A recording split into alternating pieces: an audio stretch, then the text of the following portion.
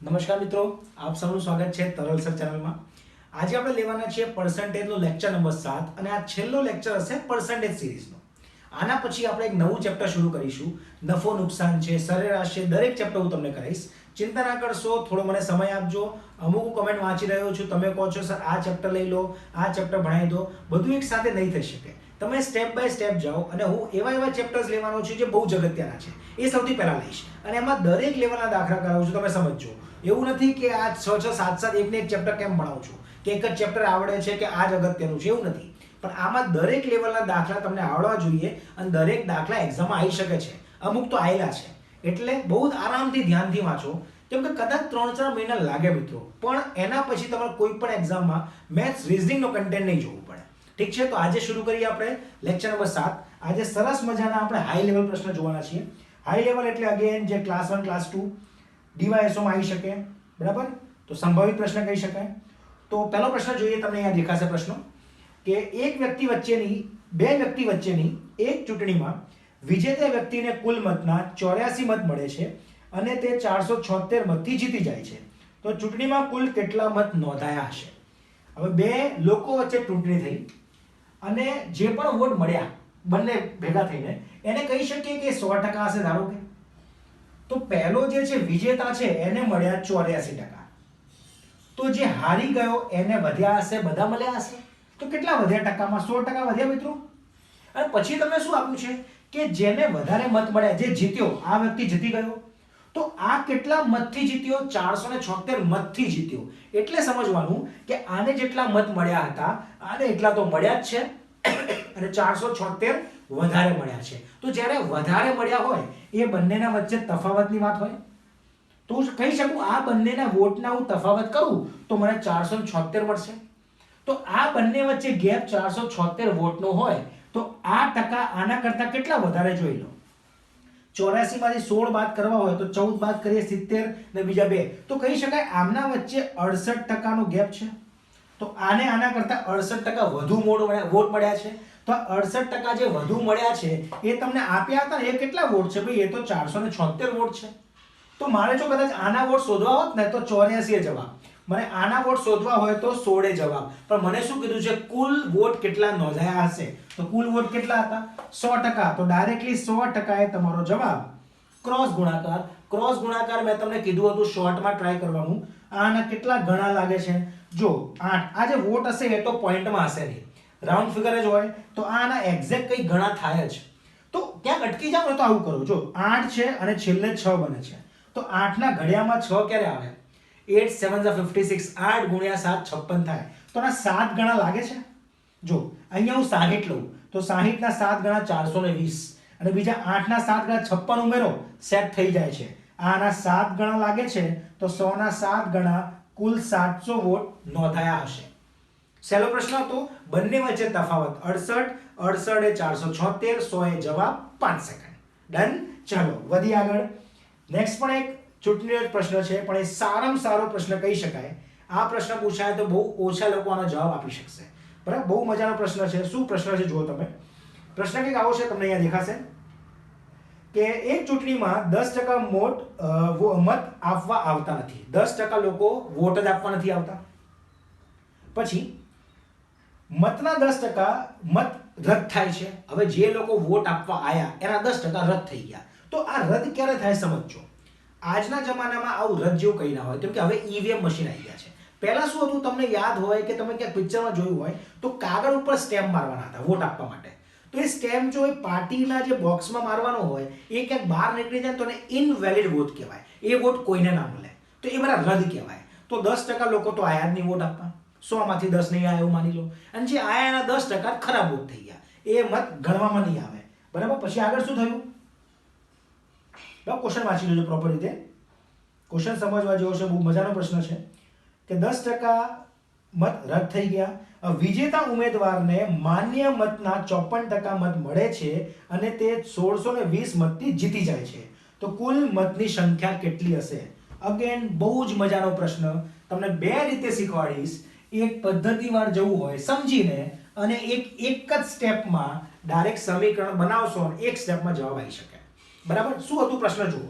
તો પહેલા હું સારી પદ્ધતિ ટ્રેડિશનલ વેથી જઉં 100 લઈને કે ધારો કે 100 લોકોના નામ હતા, આ બધા વોટ આપવા આવી શકે બધા, જેમાં નામ હોય વોટિંગ લિસ્ટમાં, બરાબર. છેલ્લે શું શોધવાનું છે ફરીથી વાંચી લેજો. છેલ્લે શું શોધવાનું છે જો તમે, છેલ્લે તમને કીધું હતું મારે શું શોધવાના છે, તો કુલ મતની સંખ્યા કેટલી. જો મતની સંખ્યા એટલે આ થાય, બધી મતની સંખ્યા કહેવાય ને ભાઈ, જે વોટ આપી શકે બધા ગણવાના, એને કહેવાય મતની સંખ્યા. કેટલા આયા અલગ વસ્તુ છે. તો આમાંથી પહેલા 10% તો આયા નહીં, તો 10% આના કાપવાના, 10 થાય તો 90% લોકો કા 90 લોકો આયા એવું માનીએ. હવે જે લોકો આયા એના 10% રદ થઈ ગયા. જો આના 10 ના કાપતા, ભાઈ 10% રદ વોટ ક્યારે થાય? વોટ કોક આપવા આવે તો રદ કરાય ને. જે આયા જ નથી આ 10 લોકો, એમાંથી ક્યાંથી રદ કરીએ આપણે? તો તમને સ્પેસિફિક કીધું છે જે વોટ આપવા આયા એના 10% રદ થઈ ગયા. તો આના 10% એટલે કેટલા થાય? 9 થાય, 10 ના થાય. એક ભૂલ અહીંયા થઈ શકે પરીક્ષામાં, તો આ ધ્યાન રાખવાનું. 10% લોકો આયા નહીં, એબ્સેન્ટ, 10% રદ થઈ ગયા, તો આ વોટ રદ. તો નીચે જે બચ્યા 81, આને કહેવાય વેલિડ વોટ્સ, માન્ય વોટ, બરાબર. આ માન્ય વોટ છે, ઠીક છે. તો આ માન્ય વોટના જ મળશે જીતવા હારવા વાળાને, ઠીક છે. હવે સમજો અહીંયા તમે, જો હું આને 100% લઉં છું, કુલ મતની સંખ્યા, એમાંથી બાદ કરી ખરા વોટ તો કેટલા ગણાવવાના છે? આ જ ગણાવવાના છે. હવે આ જે પણ વોટ ગણાવવાના છે, હું ફરી આને લઈ શકું કે ભાઈ આ પાછું 100%? હવે તમે કહેશો કે સાહેબ બે વાર 100% કેમ લીધું? જો હું ટકા લઉં છું, કોઈ પણ સંખ્યાને 100% લઈ શકું. હું આમાંથી 10 બાદ કરું છું, આ 90 બને, આ 90 મારા માટે 100% કહેવાય. તો આમાંથી હું 10% બાદ કરું છું, જો આના 10% 9 થાય, તો આના 10% છે, આને ટોટલ તમે 100% લઈ શકો છો. કેમ લઉં છું સમજજો. આ મારા માન્ય વોટ, હવે આ જ મારા કામનું છે, આ કઈ કામનું છે જ નહીં, આટલા જ વોટ ગણવામાં આવશે ભાઈ. તો જીતવા હારવા વાળાને આમાંથી જ મળશે. તો આને હું 100% એટલે ધારું છું કારણ કે આમાંથી જીતવા વાળાને તમને કીધું હતું કેટલા વોટ મળ્યા? 54% વોટ મળ્યા જીતવા વાળાને. તો હારવા વાળાને કેટલા ટકા મળ્યા હશે? 46%. તો જો હું ટોટલ ટકા 100 લઉં છું. કોને 100 ધાર્યા મેં? માન્ય વોટ. તો આ મળે છે 54%, આને મળે છે 46%. ક્લિયર છે? બરાબર. આ ટકા જોઈ લેજો એકવાર. બસ તમને અહીંયા દેખાશે, મને અહીંયા પ્રશ્ન દેખાતો નથી એટલે હું આમાંથી જોઉં છું. ઠીક છે, ઓકે. તો જીતવા વાળાને કેટલા મળ્યા હતા? 54% મત, બરાબર છે, બરાબર. આને 54% મળ્યા અને 46% મળ્યા. અને આ કેટલા વોટથી જીતી ગયો? 1620 વોટથી જીતી ગયો. અગેન જીતી જવું એટલે આગળ પ્રશ્નમાં જોયું બંને વચ્ચે તફાવતની વાત છે. તો આ બંને વચ્ચે કેટલો વોટનો તફાવત? 1620. ટકામાં કેટલો જોઈ લો. 46 થી 54 જવું હોય તો કેટલા થયા? અહીંયા 4 ને 4 8%નો ફરક છે. તો આ જે 8% વોટ છે તફાવત, આ 8% કહી શકાય 1620 હશે. સમજવા જેવું છે ને? બરાબર. તો અહીંયા હું લખી શકું કે આ જે 8% વોટ બંને વચ્ચે તફાવત છે એ કેટલા છે? એ 1620 મત છે. તો 100% એ તમને શું મળે? અહીંયા ધ્યાન રાખજો, 100% એ જવાબ ના મળે. 100% તમે 8% ધારો છો ત્યારે તમારા 100% આ હતા. એટલે ક્યાં પહોંચશો તમે? માન્ય વોટ ઉપર. તો અહીંયા 100% તમારા માન્ય વોટ આવશે. બરાબર, સમજવા જેવું છે. ચલો ક્રોસ ગુણાકાર કરીએ તો ગુણ્યા 100 ભાગ્યા 8, 8 2 કદાચ પોઈન્ટમાં આવશે, 8 2 16, આ બે લઉં તો 8 2 16, 8 5 પોઈન્ટ. બરાબર ને? તો આ ગુણ્યા કરીએ તો કેલ્ક્યુલેશન ભૂલ નથી, ચેક કરજો એકવાર. ચલો આપણે ફરીથી કાપું, આ 4 થી કાપીએ. ચલો 4 2 4 4 4 0 5. ઠીક છે. અને આ 2 50 કરી દઈએ. ચલો ઠીક છે. હવે 5 થી કરીએ તો 5 ચોક બરાબર 2000 થશે આ, અને 5 5 25 એટલે બરાબર છે 2250 એટલે 20250 કયા હતા? માન્ય વોટ. બરાબર. આટલા વોટ ગણવામાં આયા. બરાબર. કેલ્ક્યુલેશન પરથી એકવાર ચેક કરી લેજો, ક્યાંક ભૂલ કદાચ થઈ શકે છે. 5 5 25, 5 0 2, 5 5 20. ઠીક છે, સાચું છે. તો આ વોટ ગણવામાં આયા. તો આ કયા વોટ છે? તમે તો જો અહીંયા જ પહોંચ્યા છો ભાઈ, તમારે અહીંયા પહોંચવાનું છે. સંખ્યા કેટલી હતી મતની સંખ્યા તો આ હતી. તો આ બંને વચ્ચે શું સંબંધ? ભાઈ અહીંયા જે સંખ્યા આવે એ આ સંખ્યાના 81%. તો માન્ય વોટ જે આયા ને 81% છે ને 100 એ જવાબ. એટલે પાછું આ તમારો 81 ને 100 એ જવાબ, એવું કરવું પડે. તો 81% કેટલા? 81% એ 20 બચ્ચો 50 અને 100% એ તમારો જવાબ. આવું કરવું પડે. ગુણ્યા 100. પરીક્ષામાં બધું નથી કરવાનું, ટ્રેડિશનલ વે સમજાઈ રહ્યો છું. મેં તમને કીધું એક જ સ્ટેપમાં આખો પ્રશ્ન કરાવીશ. બરાબર. નીચે 81 આવશે, આ 9 થી કપાશે, 5 6 7 8 9, 9 થી કપાય છે જો. તો 9 9 9 2 18 બચ્યું 22, 9 2 18 બચ્યું 45, 5 અને 0. બરાબર. ફરીથી 9 થી કપાશે, ઓકે, તો 9 2 ઝા 18, 9 5 ઝા, તો 250 ગુણ્યા 100 એટલે 25,000, બરાબર. જે પણ તમે જવાબ આપ્યો હોય 25,000 ટોટલ મતની સંખ્યા હતી. આ મારી 10% આયા નહીં, આયા એના 10% રદ થયા, જે બચ્યા એના 54 ને 46% નો તફાવત થયો. બંને વચ્ચે 8 નો તફાવત જે 1620 આપ્યો હતો. તો 100% અહીંયા ના પહોંચો, 100% તમે અહીંયા ફરતી ધાર્યા હતા, તો આના 8% છે. જોઈ લો, તમે આ ટોટલ કરો છો 100%, તો આ 100% તમે આ વોટ લઈ રહ્યા છો, તો 54 46 8 નો ફરક, 100 એ માન્ય પહોંચાય, 100 એ માન્ય આયા, માન્ય 81 છે ને 100 એ જવાબ. ક્લિયર બધાને? હવે જો પદ્ધતિ નંબર 2, તરલ સાહેબની મેથડ. જઈએ આગળ. ચલો, આ ખબર ના પડી હોય તો જોઈ લેજો, બહુ સારો પ્રશ્ન છે મિત્રો, બરાબર ને? ચલો, હવે જો કે પ્રશ્ન શું હતો કે મને જે મત આપ્યા હતા 1620, એ મને કયા મત આપ્યા હતા? જીતવા અને હારવા વાળાના જે વચ્ચે છે એ વોટ મને આપ્યા હતા. તો મારે એટલે ડાયરેક્ટ એનું સમીકરણ બનાવવું હોય તો એ વોટ ઉપર આવવાનું. કેવી રીતે આવવાનું? કુલ મતમાંથી બાદ કરતા કરતા બંને વચ્ચે તફાવત 8% હતો, એ બરાબર 1620 કહી શકાય. ઓકે, હવે જોજો, હું શું લઉં છું? ધારો કે કુલ જે મતની સંખ્યા હતી x, આમાંથી 10% તો આયા જ નહીં, તો આમાંથી કેટલા આયા? 10% ના આયા હોય તો આના 90% આયા હોય. 10% બાદ કરું તો 90% જ બચે ને કોઈ સંખ્યાના. તો મત જે સંખ્યા હતી એના 10% ના આયા, તો આયા કેટલા? 90% લોકો આયા. હવે જેટલા પણ લોકો આયા એમાંથી 10% રદ થઈ ગયા, તો આ જેટલા વોટ હતા એના 10% રદ કરી દઉં તો એના 90% વોટ કયા કહેવાય? માન્ય કહેવાય. તો આના 90% માન્ય કહી શકાય. કુલ વોટમાંથી 90%, 10% આયા નહીં તો 90% લોકો આયા, જેટલા આયા એના 10% રદ થઈ ગયા, તો માન્ય કેટલા? એના 90%. ડન. હવે આ વોટ સાચા, માન્ય. અને આ વોટમાંથી 54% ને 46% બે ભાગ પડ્યા જીતવા હારવા વાળા વચ્ચે, અને બંને વચ્ચે તફાવત આપ્યો હતો 54 46. તફાવત શું થાય? તો આ જે કુલ માન્ય વચ્ચે એના હું 8% કરી દઉં, 8 ભાગ્યા 100, તો આ મારા શું થયા? માન્ય વોટના 8% એટલે કોણ? બંને વચ્ચે તફાવત, જેને હું શું લખી શકું? 1620. એક જ સમીકરણમાં આન્સર આવી ગયો, માન્ય વોટ કે મતની સંખ્યા કેટલી? x તમારો જવાબ. કેટલું સહેલું હતું બોલો. આ બધું ખબર હોવી જોઈએ કે 10% કાઢો 90 બચે, ફરી 10% કાઢો તો એના 90 બચે, અને પછી બંને વચ્ચે તફાવત ડાયરેક્ટ 8%. ડન. ઠીક છે, ચલો આમાં કાપીએ કે જે કપાય છે. 2 2 0 1 2 1 2. ઓકે, ચલો જો 9 9 ઝા 81, 81, 9 9 ઝા 81, 81. જો 81 ના 20 ગણા છે, કારણ કે 81 ગુણ્યા 2 162 થાય. સહેલું છે. ચલો હવે મારે x શોધવાનું છે, તો x બરાબર અહીંયા બચ્યું 20 ગુણ્યા નીચેના બે 100 બચ્યા, 100 ગુણ્યા 100, અને નીચે બચે છે 8. બસ 4 2 ઝા 4 5 ઝા, અને આ 2 50, તો 50 ગુણ્યા 5 એટલે 250, અને 2 શૂન્ય બીજા, તો તમારો જવાબ આવે 25,000 કુલ મતની સંખ્યા હતી. થઈ ગયું? જો એક જ સ્ટેપમાં પતી જાય છે, બધું જ સમજવાનું હતું ખાલી. ઠીક છે, વધી આગળ. ચાલો, તો આજનો પ્રશ્ન નંબર 3 જોઈએ. સરસ સરસ મજાના પ્રશ્ન છે, બધા હાઈએસ્ટ લેવલના પ્રશ્ન. હવે આના ઉપર લેવલ જાય તો મને કહેજો.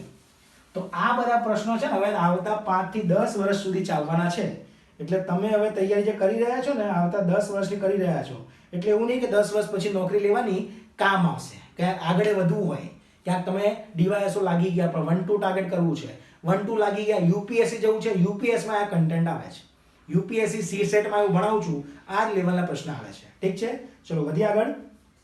ઓકે, હવે એક નવો પ્રશ્ન છે, ત્રીજો પ્રશ્ન જો. તાજા ફળોમાં 68% પાણી અને સૂકા ફળોમાં 20% પાણી છે, તો 100 કિલો તાજા ફળોમાંથી કેટલા સૂકા ફળ મળી શકે? ઠીક છે, એટલે અહીંયા વાત થઈ છે તાજું ફળ અને સૂકું ફળ. તો આપણને ખબર છે કે તાજું ફળ હોય એમાં પાણી વધારે હોય, અને સૂકું ફળ હોય તો પાણી એમાં ઓછું હોય. તાપમાં મૂકો તો પાણી ઉડી જાય, એટલે એમાં વજન ઘટી જાય, અને એમાં જે પલ્પ આવે, મેઇન કન્ટેન્ટ એ વધારે હોય, પલ્પ કહેવાય. જેમ કે હું ખજૂરની વાત કરું તો જે ભીની ખજૂર હોય એમાં પલ્પ જે આવે, અને સૂકી ખજૂર હોય એમાં પલ્પ સરખું હોય. પલ્પ એટલે એનું મેઇન કન્ટેન્ટ, બરાબર ને? તો શું અલગ અલગ હોય? પાણી અલગ અલગ હોય. સૂકામાં પાણી ઓછું હોય કે ના હોય. તો અહીંયા તમને કન્ડિશન શું આપી છે કે તાજા ફળ કોને ગણવાના? તાજા ફળ એને ગણવાના જેમાં પાણીના ટકા કેટલા છે? 68, અને સૂકો કોને ગણવાનો? જેમાં 20 છે. તો આવું કંઈક પ્રશ્ન છે કે પહેલા છે તાજા ફળ, તાજો ફળ છે અને સૂકું છે. આના અંદર પાણી હોય 68%. તો મેં તમને વાત કરી જે પલ્પ હોય, મેઇન કન્ટેન્ટ, એ ક્યાંય ના જાય ભાઈ, પાણી જ આખું પાછું થાય. તો પલ્પ આના અંદર કેટલું હશે? 32% હશે મેઇન કન્ટેન્ટ એનું. અને સૂકામાં શું કન્ડિશન હોય? પાણી ઓછું હોય, 20% જ પાણી હોય, તો રિમેનિંગ જે બચ્યું પલ્પ એ ટકામાં તો 80 જ હોય ને ભાઈ. કોઈ પણ ફળ છે એને 100% જ કહેવાય. આ પોતા માટે 100% ને આના માટે 100%. આ પોતે આખું 100% છે. 100% માંથી 68% પાણી, અહીંયા 100% માંથી 20% પાણી. હવે પ્રશ્ન કંઈ આવો હતો કે હું આ તાજા ફળ જે છે એ 100 કિલો લઉં, તો આમાંથી મારે આ બનાવવું હોય તો સૂકો ફળ કેટલા કિલોનો બને? તો ઓબ્વિયસલી નાનો જ થઈ જાય, કારણ કે પાણી ઘટાડવાનું છે, પાણી ઘટવાનું છે, અને પાણી શૂન્ય નથી કરવાનું ભાઈ. જો આના અંદર પાણી 20% તો રહેવું જોઈએ. એટલે આ જો 100 કિલોનું હોય ને તો 20 કિલો પાણી અંદર રાખવાનું છે. 80 કિલો પલ્પ આવે ત્યારે આને કહેવાય સૂકો ફળ.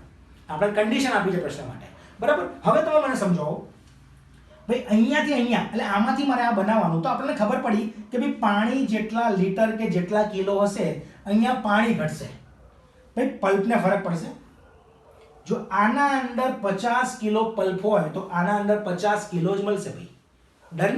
પાણી ઘટે ને, પાણી લીટરમાં ફરક પડે, પલ્પ વધવાનું નથી ઘટવાનું નથી. તો અહીંયા જેટલું પલ્પ મળે અહીંયા એટલું જ પલ્પ મળવાનું. ડન.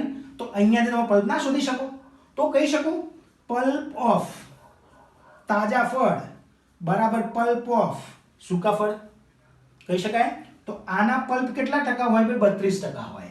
તો 32% એટલે 32 ભાગ્યા 100. શેના 32%? એના વજનના. તો વજને તમને ભાઈ 100 તો આપ્યો જ છે, બરાબર. તો સૂકા ફળમાં પલ્પ કેટલા ટકા હોય? ભાઈ 80% હોય. 80% એટલે 80 ભાગ્યા 100 શેના? આના વજનના. તો આના વજન હું કેટલું ધારી રહ્યો છું? ધારો કે x કિલો છે, મળી જશે x કિલો. આના માટે જે 32% હોય એ આના માટે 80% હોય, કારણ કે આમાંથી જ આ વસ્તુ બનવાની છે. તો અહીંયા જે પલ્પ હશે એ જ પલ્પ તમને અહીંયા મળશે. ખાલી પાણી ઘટી ગયું ને એટલે આ ટકા વધી ગયા, બરાબર ને? ઠીક છે. તો બંને બાજુ આ 100 કપાય છે, આ 1 1 0 કપાયું, 8 આને કાપી શકે, 8 4 10 ગુણ્યા 4 એટલે આ જે x હતું 40 કિલોનું સૂકું ફળ મળે જો 100 કિલોનું તમે તાજું ફળ લો તો, બરાબર. હવે આ સમજી ગયા. પરીક્ષામાં કુંડાળા બનાવીને ટાઈમ નહીં બગાડવાનો, આ બધું કંઈ જ નહીં કરવાનું. કોન્સેપ્ટ શું ખબર પડી ભાઈ? અહીંયાથી અહીંયા શું ફરક પડશે? પાણી ઘટવાનું છે, પલ્પને કોઈ ફરક નથી પડવાનો. અહીંયા જે પલ્પ હશે એ જ પલ્પ તમને અહીંયા મળશે, બરાબર. હવે જો એક સ્ટેપમાં તમને કહું છું 5 સેકન્ડ 10 સેકન્ડ ના થાય તો મને કહો. 5 કે 10 સેકન્ડનો જ પ્રશ્ન છે, પણ આ પ્રેક્ટિસ કરી હોય ને એક્ઝામના પહેલા તો એક્ઝામમાં બધું કરી શકાય. નહીં તો એક્ઝામ પછી આપણે વિચારવા જઈશું તો ટાઈમ નથી, બરાબર. ઠીક છે, ચલો શું પ્રશ્ન છે જુઓ. હવે એ ખબર પડી ભાઈ તાજા ફળમાં 68% તો 32% પલ્પ એટલે નક્કી થઈ ગયું ભાઈ 32 કિલો જ પલ્પ છે. તો મારા સૂકા ફળમાં મને પલ્પ તો 32 કિલો જ મળવાનું છે. એ 32 કિલોના ટકા કેટલા હતા? એની માટે 80% હતા. તો કહી શકું સૂકા ફળના 80% 32 કિલો થાય ભાઈ. તો 100% તમને આખું સૂકું ફળ મળે. કેટલા ગણા જોઈ લો. અહીંયાથી અહીંયા પહોંચવું હોય આ શૂન્ય ભૂલી જવું, 8 ના 4 ગણા, શૂન્ય ભૂલી જવું, 10 ના 4 ગણા, 40 કિલો. બોલો થયા 5 સેકન્ડથી વધારે મને કહો. સહેલું છે? વધીએ આગળ, ચલો. રાઈટ. મેં શું કર્યું કે મને ખબર છે કે બંનેમાં પલ્પ બદલાવાનું નથી, તો પહેલાનું પલ્પ બીજામાં મળશે.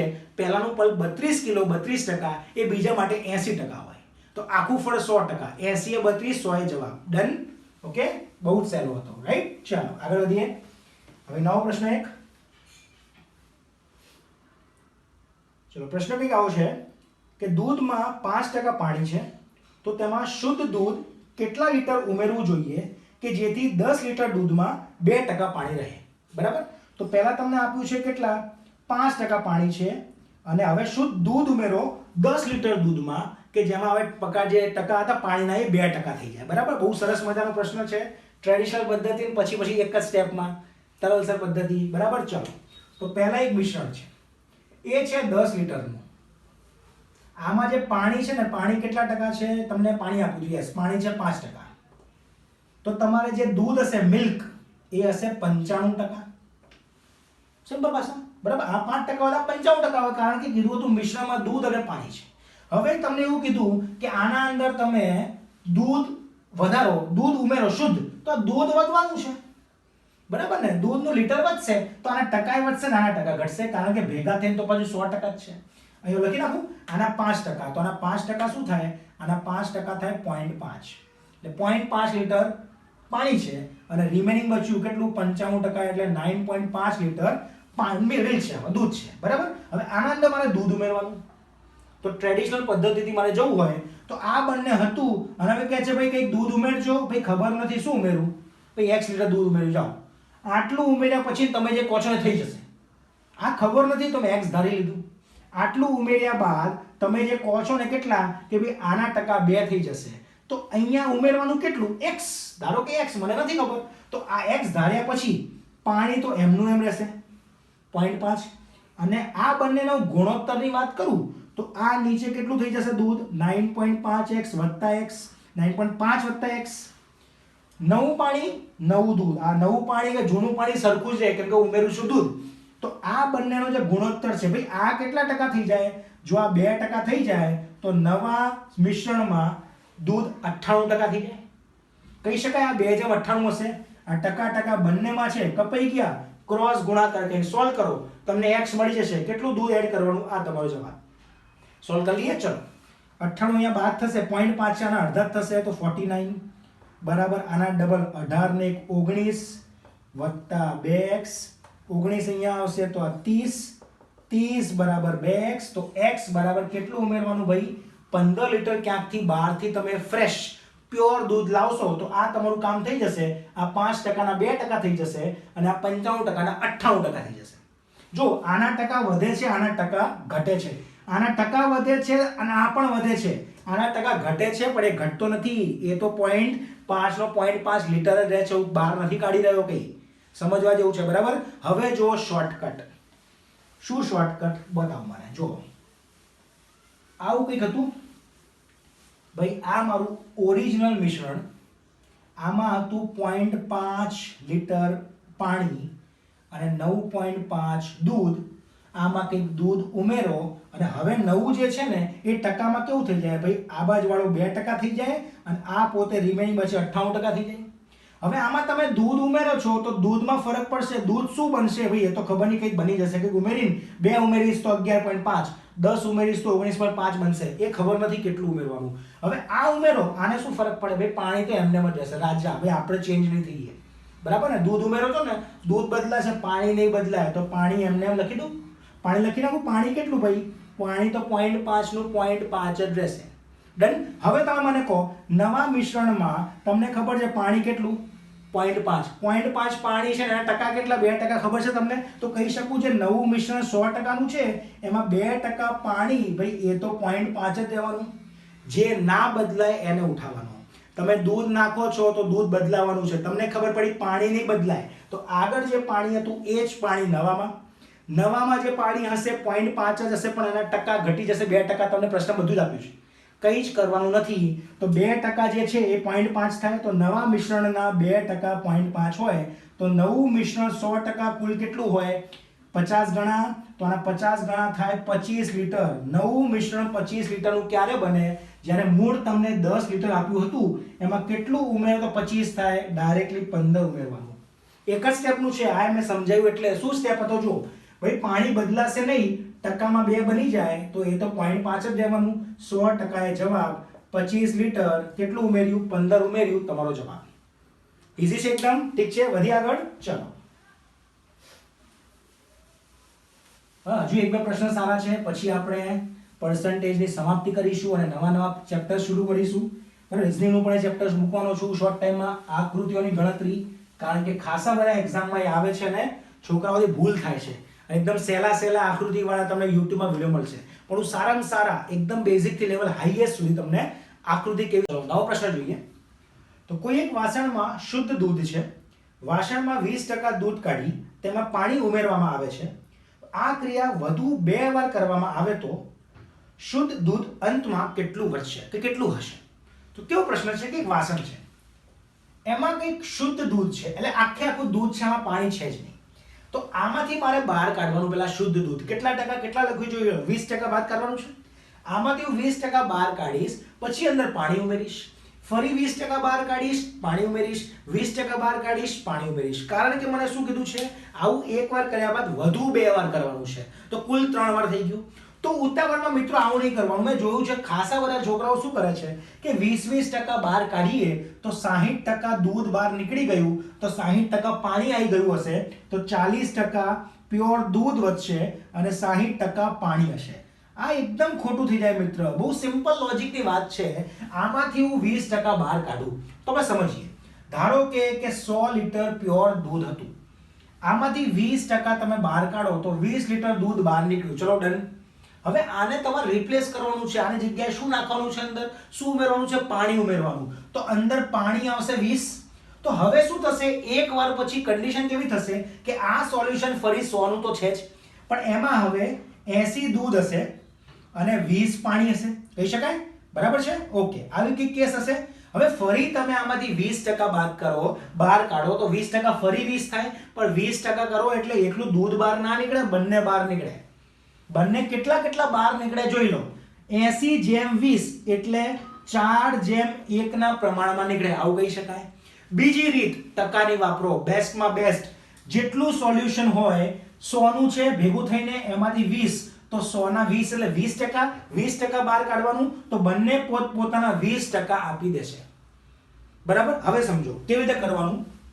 આ બેઝિક કોન્સેપ્ટ સમજ્યા કે ડાયરેક્ટલી 20 60 દૂધ બહાર આવ્યું તો 60 પાણી આવ્યું ને 40 દૂધ, આવું ના થાય. કારણ કે બીજી વાર બંને બહાર આવશે, કેમ કે તમારું મિશ્રણ બની ગયું. દૂધ પણ છે અને પાણી પણ છે. પણ શું લોજિક હોય સમજજો. જો હું ખાલી દૂધ ઉપર ફોકસ કરું કે 100 દૂધ હતું, આમાંથી કેટલું બહાર? 20% બહાર. તો 20% એટલે 20 બહાર આવી ગયું. તો કેટલું દૂધ બચ્યું? ભાઈ દૂધ તો 80 બચ્યું અને 20 પાણી આવ્યું હશે. હવે બીજી વાર હું 20% કરીશ ને તો બંને પોતપોતાના 20% આપી દે. પણ તમે આના પર ધ્યાન જ ના આપશો. હું ખાલી દૂધને ફોકસ કરીને ચાલુ કે દૂધ કેટલું રહેશે, તો દર વખતે દૂધના 20% બહાર આવી જશે. જેટલું દૂધ બચે એના 20% કાઢી નાખો. જો પહેલા 20% કાઢ્યા તો 20 નીકળીને 80 પ્યોર દૂધ બચ્યું. હવે આના 20% 16 બાદ કરો તો 64. આનું 20% છેલ્લે વાર, ભલે જો પાણી આવે છે ભૂલી જ જાઓ, પાણી જે આવે બચેલું બધું પાણી હશે. દરેક વખતે જેટલા ટકા કીધા હોય સક્સેસિવ બાદ કરતા રહેવાના. રાઈટ? આ ચક્રવૃદ્ધિ વ્યાજ જેવું થયું માઇનસમાં. બરાબર? 20% બાદ કર્યા 80 પ્યોર દૂધ, 20% બાદ કર્યા આના 16 થાય, 64 બચ્યા. આના 20% 18.6 12.8 થાય, 12.8 થાય. બાદ કરીશું તો આ 2 1 એટલે 100 દૂધમાંથી હવે પ્યોર દૂધ, શુદ્ધ દૂધ કેટલું વધ્યું હશે? માત્ર 51.2%. અને એવું કીધું હવે પાણી કેટલું હશે? આના સિવાયનું બધું પાણી. તો પાણી શોધવું હોય તો 100 માઇનસ કરી દો આમાંથી, 100 માઇનસ દૂધ તો 48.8 પાણી હશે. સહેલું છે. તો આમાં કઈ જ તમારે એવું જોવાની જરૂર નથી કે દર વખતે કેટલા પ્રમાણમાં બચ્યું, કેટલા પ્રમાણમાં નીકળશે. ડાયરેક્ટ ટકા 20% નીકળે છે તો જેટલું અંદર હશે પાણી દૂધ જે હશે પોતપોતાના 20% આપી દે દર વખતે. તો આ 20% બાદ કર્યું 80 ના 20% બાદ કર્યા, ફરી 20% બાદ કર્યા, 51.2 ડાયરેક્ટ જવાબ. સહેલો છે? ઠીક છે? ઓકે. આનું સૂત્ર પણ છે કે જ્યારે પણ તમે પ્યોર દૂધ કે પ્યોર સોલ્યુશનમાંથી કંઈક બાદ કરી બીજું કંઈક ઉમેરો તો પ્યોર વાળું કેટલું બચે, તો શુદ્ધ દૂધ કેટલું બચે એનું તમારે ડાયરેક્ટલી ફોર્મ્યુલા લખવો હોય તો આવો કંઈક ફોર્મ્યુલા થાય. x y ભાગ્યા x અને હોલ પાવર n. બરાબર? આવું ક્યારે વાપરી શકાય સૂત્ર? જ્યારે કંઈક સોલ્યુશનમાંથી તમે એને બહાર કાઢો છો અને અંદર બીજી કઈ વસ્તુ ઉમેરો છો, તે જે ઓરિજિનલ સોલ્યુશન હતું એ કેટલું બચશે ટકામાં કે લીટરમાં. આ લીટર માટે જનરલી વપરાય. લીટર ના આપ્યું હોય તો આપણે 100 લઈને ચાલીએ છીએ. તો અહીંયા x એટલે શું? તો x એટલે જે તમારું મૂળ સોલ્યુશન હતું એ મૂળ મિશ્રણ. બરાબર? મૂળ મિશ્રણ એ તમારું 100 કહેવાય. ક્લિયર છે બધાને? ઠીક છે? ઓકે. y એટલે તમે એક વારમાં કેટલું બહાર કાઢ્યું, બહાર કાઢીએ તે. અને n એટલે આ પ્રોસેસ તમે કેટલી વાર કરી, તો n એટલે કેટલી વાર. બરાબર? હવે આ સૂત્રમાં આપણું વેલ્યુ મૂકી દઉં તો x કેટલું સોલ્યુશન હતું ભાઈ ટકામાં છે એટલે 100% હતું ધારી લઈએ. તો x ફરી 100, તો 100 માઇનસ એક વારમાં કેટલું કાઢ્યું તમે? 20% એટલે 20 થાય, ભાગ્યા ફરી 100 અને n એટલે કેટલી વાર કર્યું તમે? 3 વાર કર્યું. તમે આને સોલ્વ કરશો તો 51.2 તમારો જવાબ આવશે. પણ લાંબુ થઈ જાય, તમારે ક્યાં ઘન કરવું પડશે. એના કરતા 20% 10 માંથી 100 માંથી 20% બાદ કરતા રહો, સક્સેસિવલી તમારો જવાબ આવી જાય. ઠીક છે? ચલો એક નવો પ્રશ્ન જોઈએ.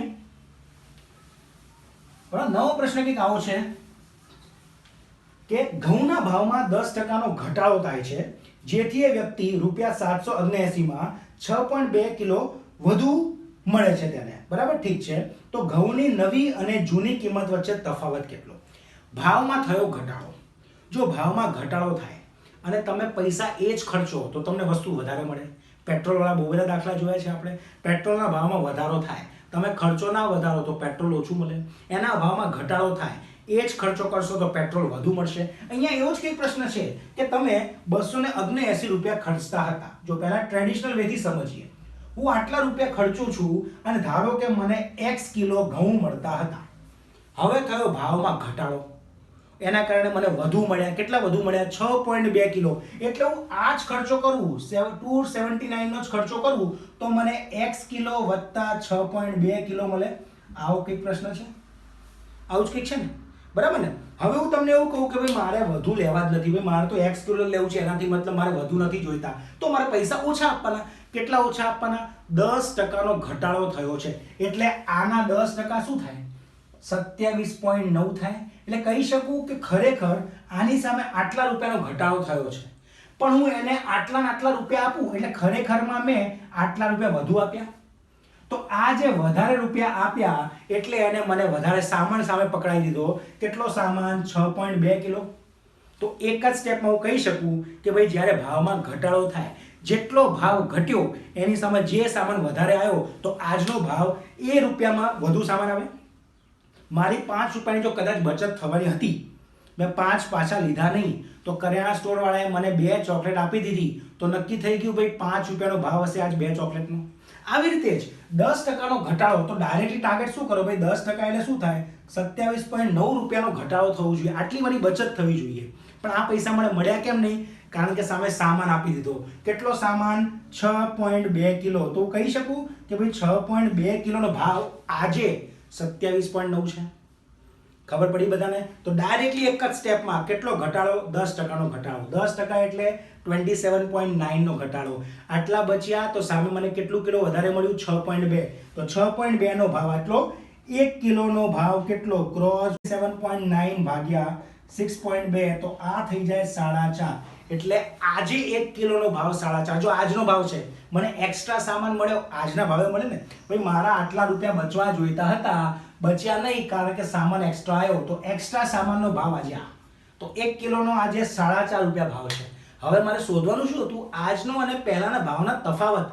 તો આજનો જે ભાવ બન્યો કેવી રીતે વધ્યો? ભાઈ 10% ઘટીને બન્યો. તો આ જે ભાવ છે કેવો છે? ભાઈ પહેલા જે ભાવ 100%નો હોય તો એની સામે આજનો ભાવ 90% જેવો હશે.